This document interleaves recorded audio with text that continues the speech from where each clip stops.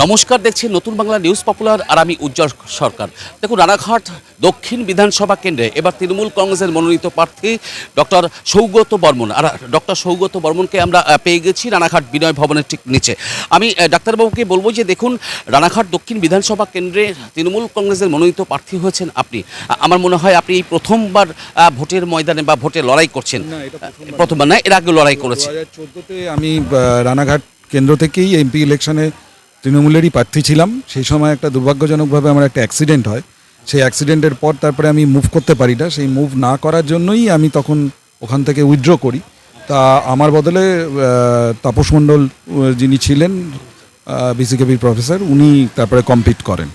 এবং এটা রাজনীতিটা নতুন নয়, আমরা ছাত্র রাজনীতি থেকে প্রথমে আমরা তৃণমূলের জন্মলগ্নে যখন তৃণমূল ছাত্র পরিষদ আমাদের আরজিকর মেডিকেল কলেজে ইউনিট তৈরি করে, সেই সময় থেকে আমি ক্লাস রিপ্রেজেন্টেটিভ ছিলাম এবং বহু উত্থান পতনের মধ্যে দিয়ে আজকে এই জায়গায় এসেছি। একদম, রানাঘাট দক্ষিণ বিধানসভা কেন্দ্রে আপনি প্রার্থী এবং 2021-এ ওই বিধানসভা কেন্দ্রে ভারতীয় জনতা পার্টি বিপুল ভোটে জয়লাভ করে এবং লোকসভা ভোটেও জয়লাভ করে এবং সদ্য সেখানে তৃণমূল কংগ্রেসের পক্ষ থেকে উপনির্বাচনে মুকুটমণি অধিকারী সেখানে জেতেন আর কি। তারপর সেই মুকুটমণি অধিকারীকে সরিয়ে দিয়ে আপনাকে নতুন করে এখানে টিকিট দেওয়া হলো। তা সেক্ষেত্রে লড়াইটা কতটা টাফ দেখছেন?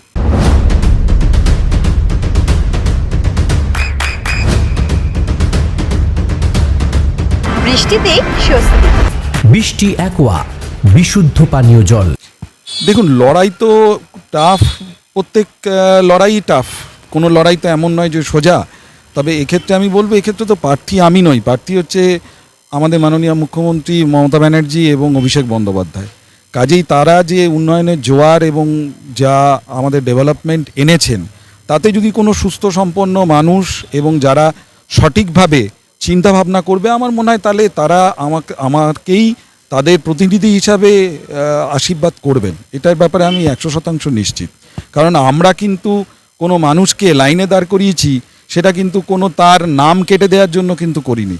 আমরা লাইনে দাঁড়িয়ে করেছি যুবসাথীর জন্য, আমরা লাইনে দাঁড় করিয়েছি যে লক্ষ্মীর ভাণ্ডারের জন্য, আমরা লাইনে দাঁড় করেছি স্বাস্থ্যসাথীর জন্য। এটা কিন্তু এমন নয় যে আমরা লাইনে দাঁড় করেছি আজকে আমি যে গভর্নমেন্ট আজকে কেন্দ্রীয় সরকার, নির্বাচিত কেন্দ্রীয় সরকার যারা আজকে ভোট দিল, তাদের হঠাৎ আজকে জানা গেল যে তারা আজকে ভোটার নয়। তাহলে এটা কি জিনিস? মানে আপনি আমাকে সমর্থন করলেন, তারপরে যে আপনি সমর্থন করার পর আপনি প্রতিনিধি হিসাবে আমাকে পাঠালেন যে কোনো একটা কাজে, তারপর দেখা গেল হঠাৎ আপনি বলে বসলেন যে না, আমি বলে বসলাম যে না, আপনি সঠিক লোকই নন, আপনার আমাকে প্রতিনিধিত্ব করার কোনো ক্ষমতা নেই। তাহলে তো আমি বলবো বিগত যে লোকসভা ইলেকশন বা বিধানসভা ইলেকশনগুলোতে হয়েছে, যারা যেখানে যেখানে ভারতীয় জনতা পার্টির ক্যান্ডিডেটরা জয়লাভ করেছেন, তাহলে তাদের বলতে হবে যে এই যে সমগ্র মতুয়া সমাজের কাছে বলতে হবে যে তাহলে তারা যাদেরকে নির্বাচিত করেছিল, তাহলে কিসের ভিত্তিতে নির্বাচিত করেছিল? তারা যদি আমাদের এইবার ভোটাধিকার না পায়, আমাদের মানে মাননীয় মুখ্যমন্ত্রী যে লড়াই শুরু করেছেন, সেই লড়াইটাই আমরা আরও এগিয়ে নিয়ে যেতে চাই। মানুষকে বোঝাতে চাই যে আপনারা আমাদের সঙ্গে থাকুন, আমরা আপনাদের সঙ্গে আছি, আমরা পরিষেবাটা দিতে চাই। ধন্যবাদ। আমরা যেটা কথা বলে বুঝলাম যে ডক্টর সৌগত বর্মন রানাঘাট দক্ষিণ বিধানসভা কেন্দ্রের তৃণমূল কংগ্রেসের মনোনীত প্রার্থী। তিনি কিন্তু যেটা উন্নয়নকে যেমন হাতিয়ার করে মানুষের মধ্যে ভোট প্রচারে যাচ্ছেন, তার পাশাপাশি তিনি কিন্তু এসআইআরের যে এই লম্বা লাইন, এই যে এসআইআরের সাধারণ মানুষ নাকাল হয়েছিলেন, সেই ইস্যুকেও কিন্তু কার্যত ঘরে ঘরে পৌঁছে ভোট আদায় করবেন বলেই জানালেন ডক্টর সৌগত বর্মন। সঙ্গে থাকুন, দেখতে থাকুন নতুন বাংলা নিউজ। আপনার সন্তানের উজ্জ্বল ভবিষ্যতের সঠিক দিশা JRS public school. JRS public school, যেখানে শিক্ষা এবং আনন্দ একসাথে। JRS public school has an excellent team of teachers for the holistic development of your child. আপনার সন্তানের উজ্জ্বল ভবিষ্যতের একমাত্র ঠিকানা জেআরএস পাবলিক স্কুল। আপনি কোথায় ইনভেস্ট করবেন, কেন করবেন, বুঝতে পারছেন না তো?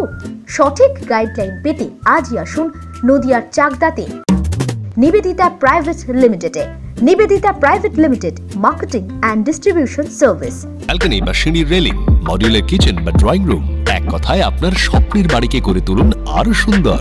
Chakdah ply centre, gorgeous look বা কোয়ালিটি সবেতেই number 1। Chakda ply centre, Chakda ply centre, KBM Chakda Nadia.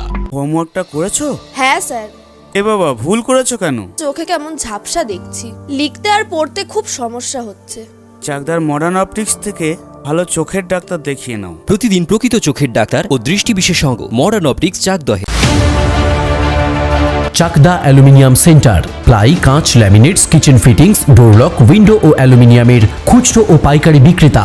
Chakdah aluminium centre, Purbalalpur 50 number রেলগেটের পাশে, চাকদা, নদিয়া। নদিয়া জেলার সবথেকে বড় বিল্ডার্স চাকদার মা মনসা বিল্ডার্স, রড ও সিমেন্টের পাইকারি ও খুচরো বিক্রেতা।